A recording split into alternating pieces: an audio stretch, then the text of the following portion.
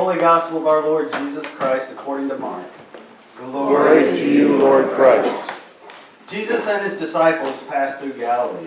He did not want anyone to know it, for he was teaching his disciples, saying to them, "The Son of Man is to be betrayed into human hands, and they will kill him, and 3 days after being killed he will rise again." But they did not understand what he was saying, and were afraid to ask him. Then they came to Capernaum. When he was in the house, he asked them, "What were you arguing about on the way?" But they were silent, for on the way they had argued with one another who was the greatest. He sat down and called the 12 and said to them, "Whoever wants to be first must be last and servant of all." Then he took a little child and put it among them. And taking it in his arms, he said to them, "Whoever welcomes one such child in my name welcomes me. And whoever welcomes me welcomes not me, but the one who sent me." The Gospel of the Lord. Praise to you, Lord Christ.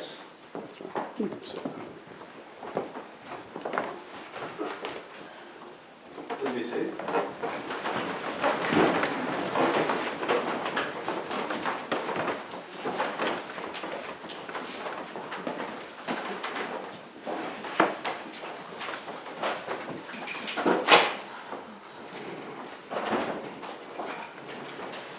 I have to tell you, when I saw the reading from Proverbs, it's a capable wife who can find it. It's awfully tempting to have 10 minutes to talk about that without somebody interrupting me. But I'm not going to. I'm going to talk rather about James, a continuation. This will be the third week in a row that we've been looking at James. And he's coming back again to this same point about what is it that we're doing and why? Why do we do the things we do? And he begins by saying, who is wise and understanding? Who is wise and understanding among you? He says, if you are, then show it. Show it by your actions. Show it by the fruit of your works. Okay? He says, but if you have bitter envy and selfish ambition in your heart, do not be boastful and false to the truth. In other words, if you have those things, you need to own up to it. Bitter envy, selfish ambition. What does those mean? Bitter envy. That's the envy, the jealousy of another that causes you to have an issue in that relationship.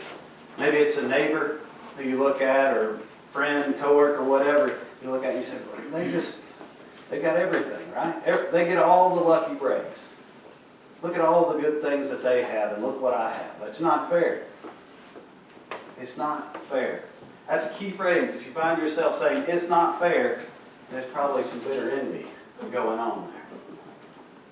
It's looking at the world around us and thinking that we've drawn the short straw. Because that will always embitter us. It will always cause issues in relationships with those around us who we think have what we ought to have. It's inevitable. The second part of that is selfish ambition. The willingness to put ourselves ahead of those around us. The willingness to do whatever it takes to get to whatever goal we have. Now, I suspect that at some point in our lives we've all been guilty, probably of both of these, but certainly of one or the other. This is a part of the fallen human condition. This need to look around, to judge ourselves based on what we at least perceive others to have. But James warns us. He says, such wisdom does not come down from heaven. In other words, you didn't get this from God. And he goes on, he says, but it is earthly, unspiritual, and devilish. Pretty strong words. He says, who does this come from? It comes from the devil. The devil doesn't want you to be content or happy. The devil doesn't want you to be proud of what you have. The devil doesn't want you to be comfortable with the life that you're living. He wants you always seeking, needing more. So this is where this comes from. And he goes on later in the reading to talk about it. He says, you want something and you do not have it. He says these things are, he says, where does all this bad stuff come from? He said it comes from this war that's raging within you. He says you want something and do not have it, so you commit murder. Now I suspect None of you have done that, I don't know, but I suspect. But Jesus, remember, has redefined murder. He says, when you look at your neighbor and you don't want good things for them, in other words, you want them to suffer, he says, that's murder. It's taking life, fullness of life that I intend for them away. So he's redefined murder to not just a physical act, but a way of being, a way of loving others. So he says, you have something you want. You can't get it, so you take it from another. He says you covet something and cannot obtain it, so you engage in disputes and conflicts. You see that all the time. Flip on the news, you'll see that. Talk to somebody near you, you'll see it.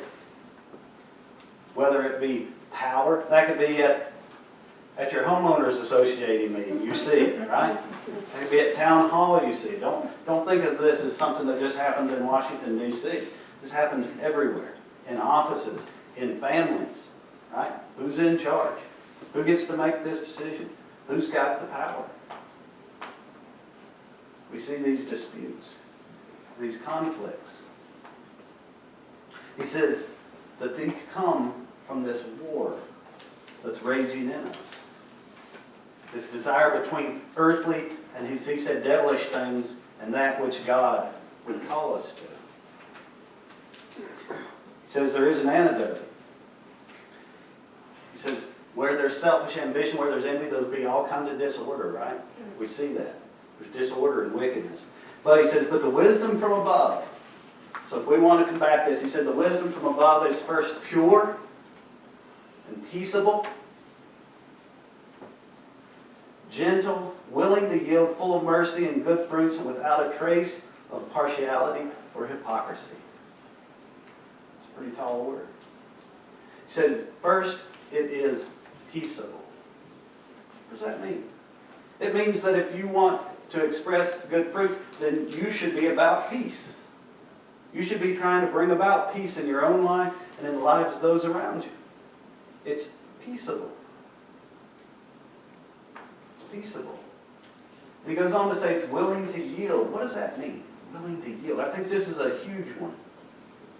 Willing to yield doesn't mean that we forego our moral compass. In other words, we don't look at things that we believe are wrong and all of a sudden say, well, for the sake of us getting along, I'm going to say this is all right. That's not what it's saying at all. But it is saying to us that Jesus has come into our lives. He said, love the Lord your God with all your heart, soul, and mind. Love your neighbor as yourself. He doesn't say, love your neighbor as yourself only when they agree with you or when they think the right things about everything. It doesn't say any of that.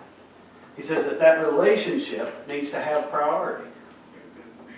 So when you and I disagree, that doesn't become a bitter thing in us, right? We need to be able to say, look, obviously we're going to disagree on this, but me being in a relationship with you is more important than you agreeing with me.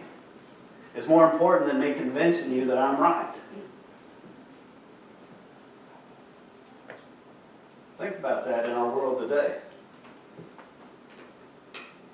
How many relationships do we see, at the very least, get hampered because of the need for the other person to think we're right?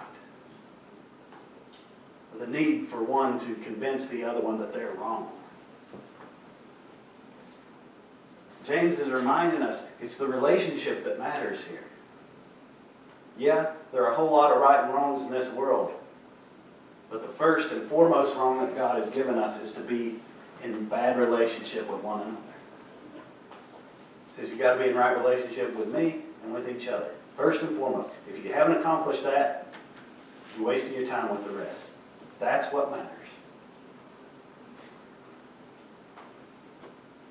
And so he says that if we're going to be wise in the way that God is wise, he said it's first peaceable, it's willing to yield.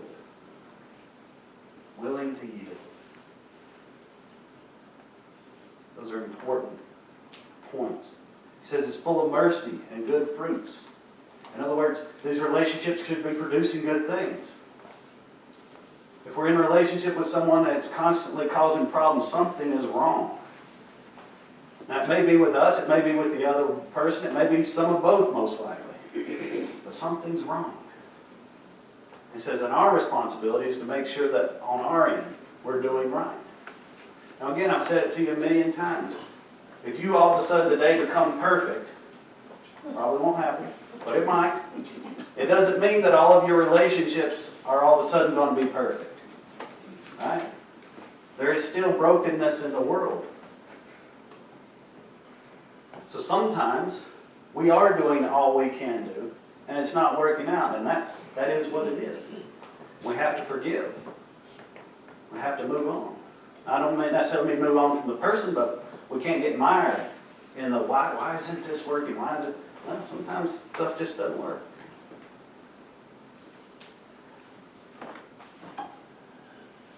But our responsibility is to make sure we're doing our part, to make sure our heart's in the right place, to make sure that we're being merciful, that we're being peaceable, that we're striving for that relationship to work.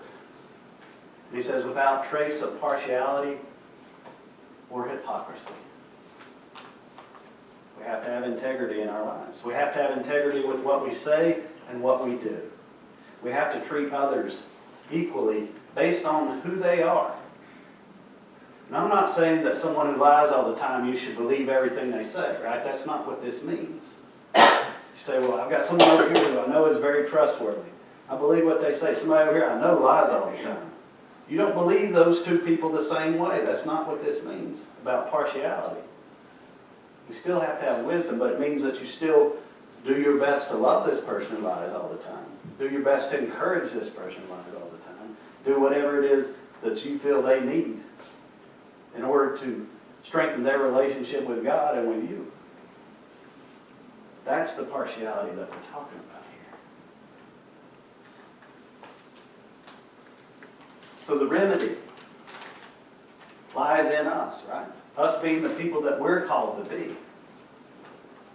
And James goes on to say that, he says, you do not have because you do not ask. Now this is a tricky one. And I say in this, I don't believe that James intended this to mean life and death. In other words, somebody's dying who you love and you pray to God and they die anyway. This isn't what James is talking about. He's not saying that everyone will be healthy and happy and live forever. Okay? But he is talking about in terms of your relationships, in terms of what you seek in the world. He said you do not have because you do not ask. And you ask and do not receive because you ask wrongly in order to spend what you get on your pleasures. Now we've all heard the gospel readings, or I suspect you have, about Jesus saying, anything that you ask for in my name, I'll give it to you. And I've had countless people over the years come say, I asked for all this stuff and it didn't happen. Well, God is not necessarily in the business of giving people millions of dollars, or not. That's not what he's talking about. Jesus says, if you ask for things that are about what I'm about, for the reasons that I'm about it, then I will provide. I will give you what you need. Not what you want, what you need. But what you need. And this is what James is talking about. If we ask with a pure heart for the right reasons, we ask for things that are about what God is about, it says God will provide. Now, it doesn't mean that God will even provide it in the exact way we think God ought to, on the timeline we think God ought to. It means that if we're faithful, if we trust, that God will provide. And it doesn't always look like what we think it should. It doesn't always come as quickly as we might like. And sometimes it comes much more quickly than we're ready for. But we're called to trust. We're called to put our faith and trust in God and to believe that God knows better than we do, that God has better answers than we have to life's problems. To trust that if we put our faith in God, that good things will happen. So all the conflict that we have, all the bitterness, all the jealousy, all those things, James says, put those aside. Those are not going to accomplish what you really want in this world is simply want. We've all seen it for ourselves, seen it in others, where we work and pursue it by all means, whatever the goal might be. It might be as simple as buying a new bike. It might be something much greater. But we get it, and then what? Pretty soon that new bike's not new anymore, right? Pretty soon we're not satisfied. We're searching for more. That's what James is warning us against. He says, trust in God.